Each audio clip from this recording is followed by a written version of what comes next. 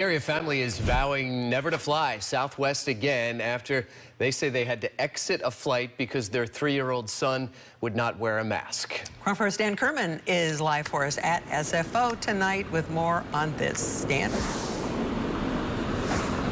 You know, this Bay Area family is not against the mask mandate on airplanes, but they think there should be a little bit more leeway for families having issues like they did. Also, they don't like the way they were treated by Southwest Airlines. They're a pretty big airline in the Bay Area, but I'm going to do everything I can to not get on another one of their flights and potentially go through another situation like this.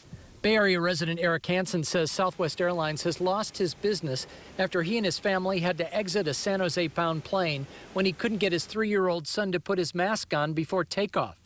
He says 2 flight attendants and a gate agent treated them like criminals. And when they feared police were being called to arrest them, they voluntarily got off the flight and had to spend an extra night in Las Vegas without any of their checked luggage. They should have given us some more time. They should have walked away, maybe said, okay, we'll give you 5 minutes or 10 minutes, but their flight was late, an hour late. So I think they were just trying to make time, and they wanted us off the plane. They didn't give us any time to sit there with them and talk them through it and try to get him to put it on. Hansen complained to Southwest management, which sent him this email apologizing for his experience, but indicating under the CDC's federal mask mandate, all customers age 2 or over are required to wear a mask.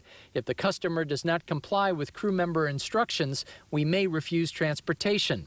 But Hansen finds the policy is inconsistently enforced since his son didn't wear a mask on the Southwest flight to Las Vegas or the rebooked Southwest flight the next day to San Jose. If it's not taken that seriously by the airline, they shouldn't be enforcing it on anybody. And if it is taken seriously, they should enforce it on everybody all the time.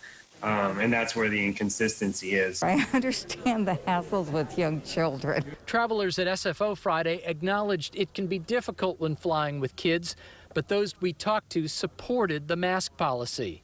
I don't have a problem with that at all. We're still in that, transition period. We're not out of the woods yet. As far as people being removed from planes that aren't wearing them, that's great, because the more people that we can keep safe, the better.